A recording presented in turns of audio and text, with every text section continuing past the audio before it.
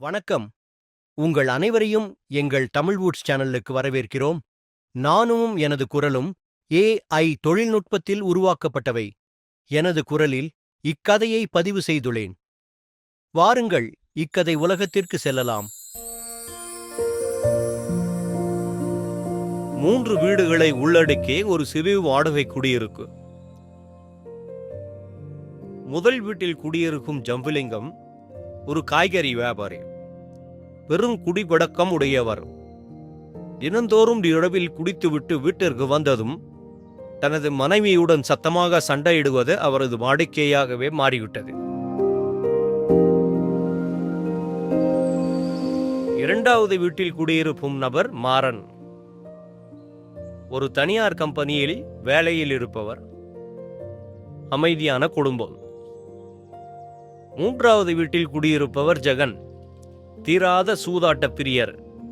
மனைவி குழந்தைகள் மீது மிகுந்த பாசம் கொண்டவர். ஆரம்பத்தில் சூதாட்ட விடுதிகளில் சூதாடியவர் இப்பொழுதே ஆன்லைன் சூதாடி. விட்டதை பிடிக்க எண்ணி அப்பழக்கத்திற்கு அடிமையானவர். இதனால் தினந்தோறும் அவர்கள் வீட்டிலும் பிரச்சனை. நடுவில் குடியிருக்கும் மாறனுக்கு இரு பக்கமும் தினந்தோறும் நடக்கும் குடும்ப பிரச்சனைகளும் சண்டை சச்சரவுகளும் பெரும் தலைவலியாக இருக்கிறது. வீட்டை காலி செய்யலாமா என்று யோசனையில் இருக்கிறார்கள் மாறனும் அவனது மனைவியும். இப்படியாக நாட்கள் ஓடுகின்றன. ஒரு ஞாயிற்றுக்கிழமை காலை ஜம்புலிங்கம் வெளியில் நின்று கொண்டு இருக்கிறார். அப்பொழுது ஒருவர் கேட் அருகில் வந்து ஜம்புலிங்கத்தை பார்த்து, இந்த குடியிருப்புக்குள் ஒரு துஷ்ட தேவதை நடமாட்டம் இருக்கு. இங்க இருப்பவர்கள் எல்லாம் கொஞ்சம் ஜாக்கிரதையாக இருக்கணும் என்கிறார். இதை கேட்ட வியாபாரி சிறு அதிர்ச்சிக்குள்ளாகி, நீங்கள் ஜோசியம் பார்ப்பவரா என கேட்கிறார். அவரும் ஆமாம் என்கிறார். அப்போ உள்ள வாங்க, வந்து தெளிவா சொல்லுங்க என்கிறார் வியாபாரி. அதற்கு ஜோசியர், நாங்க உள்ளே வரணும்னா இங்க கொஞ்சம் மஞ்சள் கலந்த நீரை இங்க தெளிங்க, அப்பதான் நான் உள்ள வர முடியும் என்று கேட் அருகே கையை காட்டுகிறார். ஜோசியரின் இந்த வித்தியாசமான கோரிக்கையை ஏற்று மஞ்சள் நீரை தெளித்து உள்ளே அழைத்து போகிறார் ஜம்புலிங்கம். உள்ளே சென்று அமர்ந்து கற்பூரம், ஊதுவத்தி, வெற்றிலைப்பாக்கு மற்றும் 100 ரூபாய் என்று அவர் கேட்ட அனைத்தையும் பயபக்தியுடன் கொண்டு வருகிறார்கள் ஜம்புலிங்கத்தின் குடும்பத்தார். ஆவலுடன் ஜோசியரை சுற்றி அனைவரும் அமர, ஜோசியர், நான் நடந்தது, நடப்பது, நடக்கப் போவதுமே 3 பாயிண்ட் தான் சொல்லுவேன். சும்மா கேள்வி மேல கேள்வி கேட்கக்கூடாது. கடைசியில உங்களுக்கு சந்தேகம் ஏதாவது இருந்தா பதில் சொல்றேன், சரியா? நான் சொல்றது தப்பா இருந்தா இந்த படத்தை நீங்க திருப்பி எடுத்துடலாம் என்று ஜம்புலிங்கத்தின் கைரேகையை பார்த்து ஜோசியம் சொல்ல ஆரம்பிக்கிறார். முதல் பாயிண்ட், உங்க தொழில் வியாபாரம், அது சாப்பிடுகிற பொருள் சம்பந்தப்பட்டதாக இருக்கும். நீங்க சின்ன வயசுல இருந்து இந்த நாள் வரைக்கும் அதுல தான் உங்க வாழ்க்கை ஓடுது, சரியா? சரி என்று ஜம்புலிங்கம் தலையாட்டுகிறார். ரெண்டாவது பாயிண்ட், நடக்கிறத சொல்றேன், கொஞ்சம் கவனமா கேளுங்க. உங்களுக்கு ஆபத்தான 2 கண்டம் இருக்கு. ஒன்று வாகனத்தில் இருக்கலாம், இன்னொன்று தண்ணியில் கூட இருக்கலாம். ஜம்புலிங்கம் குறுக்கிட்டு, நான் எந்த ஜோசியரை ஏரி குளம்னு போகிறேன், தண்ணியில் கண்டம் இருக்குன்னு சொல்கிறீங்க? அதற்கு ஜோசியர், தெரியாமல் சாகிறது அந்த தண்ணி, தெரிஞ்சே சாகிறது இந்த தண்ணி. நான் சொன்ன தண்ணி இது. கட்டை விரலை வாயில் வைத்து குடிப்பதை சுட்டி காட்டுகிறார். கைரேகையை உற்று பார்த்த ஜோசியர், கொஞ்ச நாளைக்கு முன்னாடியே ஒரு கண்டம் முடிஞ்சிருக்கணுமே, 1 மாசத்துக்கு முன்னாடி ஏதாவது அசம்பாவிதம் நடந்ததா? ஞாபகப்படுத்தி சொல்லுங்க என்கிறார் ஜோசியர். வாகன விபத்திலிருந்து தப்பித்தது சட்டென ஞாபகத்திற்கு வந்தது ஜம்புலிங்கத்திற்கு. என்ன இவர் பக்கத்தில் இருந்து பார்த்தவர் மாதிரி சொல்றார என்று ஆச்சரியப்பட்டவராய், ஆமா ஜோசியர, ஒரு விபத்திலிருந்து தப்பிச்சிட்டேன், சின்ன அடிதான் என்கிறார் ஜம்புலிங்கம். அப்ப சரி, இன்னொரு கண்டம் இருக்கு, அது விபத்தா கூட இருக்கலாம், இல்லைன்னா மாரடைப்பா கூட இருக்கலாம் எல்லாமே தண்ணி சம்பந்தப்பட்டது தான். இது 2வது பாயிண்ட். இப்போ 3வது பாயிண்ட்டுக்கு வர்றேன். இது நடக்க போறது. நீங்க நல்லவர் தான், ஆனா கெட்ட சகவாசம் நிறைய இருப்பதால் அது எல்லா விதத்திலேயே உங்களுக்கு பாதிப்பை ஏற்படுத்தும். வியாபாரத்துக்கும் சரி, உயிருக்கும் சரி, ஜாக்கிரதை இருந்தா மட்டும்தான் இங்க வியாபாரத்துல பல மடங்கு பெரிய ஆளா வர்ற வாய்ப்பு இருக்கு. இந்த 3 பாயிண்ட்ல ஏதாச்சும் சந்தேகம் இருந்தா கேளுங்க என்கிறார் ஜோசியர். லேசான பயத்தா ஜம்புலிங்கத்திற்கு முகம் மாறி இருந்தது. ஒரே ஒரு சந்தேகம்தான், இந்த 2வது கண்டத்திலிருந்து தப்பிக்க தாயத்து மந்திரம்னு ஏதாவது வழி இருக்கா என்று கேட்கிறார் ஜம்புலிங்கம். 3வது பாயிண்டை கடைபிடிக்காலே நீங்க தப்பிச்சிடலாம் என்கிறார் ஜோசியர். ஜம்புலிங்கத்திற்கு ஜோசியம் பார்ப்பதை ஆரம்பத்திலிருந்தே அருகிலிருந்து கேட்டுக்கொண்டிருந்த ஜெகனின் மனைவியின் அவசரமாக சென்று கணவனை கையோடு ஜோசியம் பார்க்க அழைத்து வருகிறாள். அவனும் ஆவலை வெளிக்காட்டாமல் மனைவிக்காக வருவதும் போல் வந்து ஜோசியரின் அருகில் உட்காருகிறான். வழக்கம் போல் சம்பிரதாயங்களை முடித்த ஜோசியர், தம்பி 3 பாயிண்ட் சொல்லுவேன், நடந்தது, நடத்துறது, நடக்க போறது. நீங்க சரியா இருக்குன்னு சொன்னாதான் நான் படத்தை எடுத்துக்குவேன். அவனும் தலையாட்டவே அவனது கைரேகையை 2 நிமிடம் பார்த்து விட்டு ஜோசியர் சொல்ல ஆரம்பிக்கிறார். தம்பி கேளுங்க, பாயிண்ட் நம்பர் 1, நீங்க ஜமீன் குடும்பத்தில் பிறந்தவர், செல்வ செழிப்புல வளர்ந்தவர்.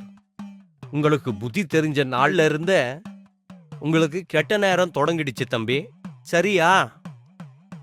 என்கிறான் ஜெகன். பாயிண்ட் நம்பர் 2 கேளுங்க.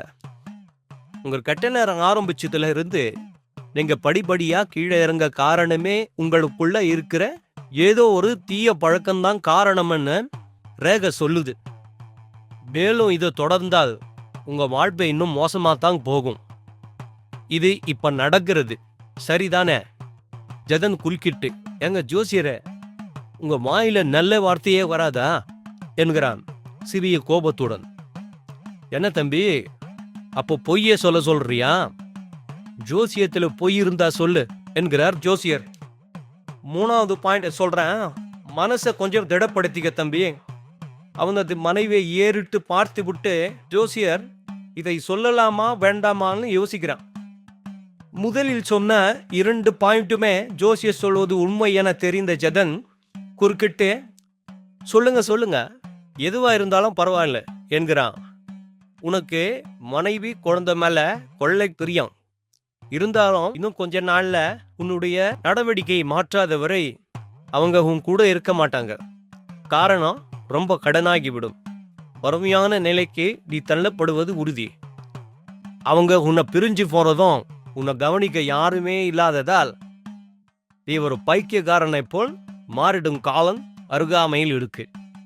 இதுக்கெல்லாம் உன்னை நீ தயார்படுத்திக்க.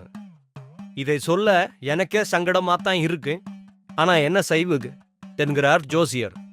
இதை கேட்ட ஜெகனின் மனைவி வாயை பொக்கியபடியே அழுகிறாள். ஜெகனோ, ஜோசியர் சொன்ன முதல் 2 விஷயங்களுமே மிக சரியாக இருந்ததால் 3வது விஷயம் அவனை வெகுவாக பாதித்தது.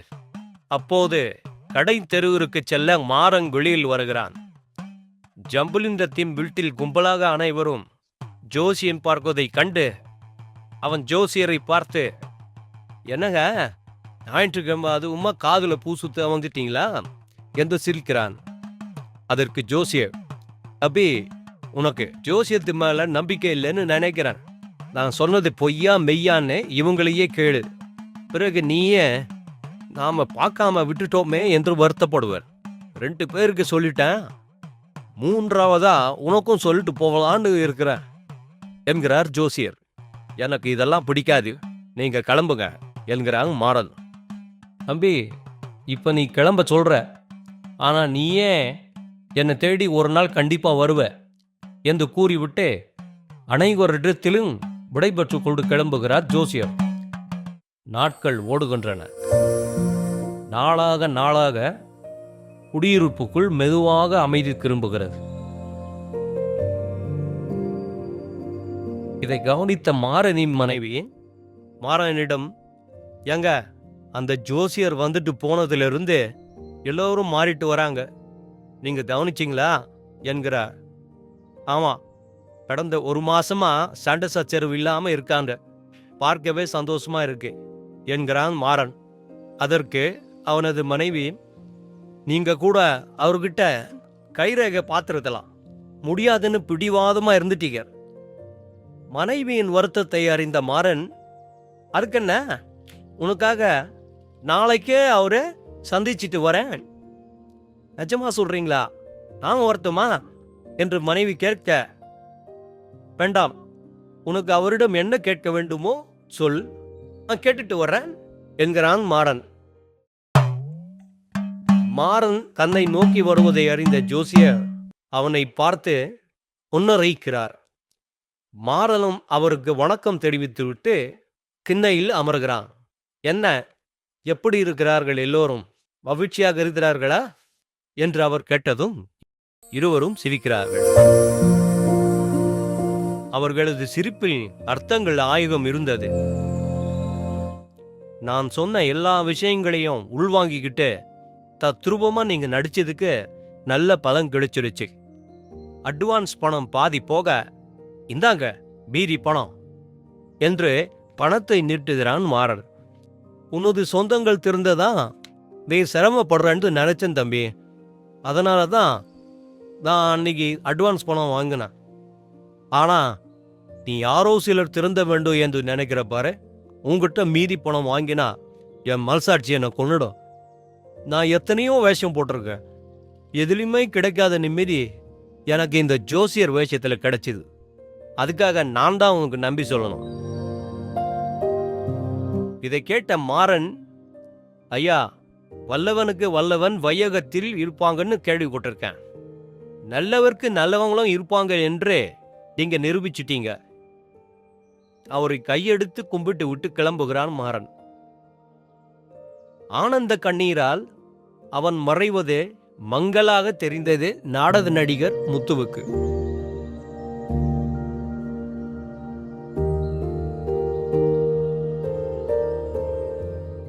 இந்த கதை உங்களுக்கு பிடித்திருந்தால் சப்ஸ்கிரைப் செய்து நண்பர்களுக்கு பகிரவும். பிடித்தது பிடிக்காததை கமெண்டில் தெரியப்படுத்தவும். மீண்டும் அடுத்த கதையில் சந்திப்போம்.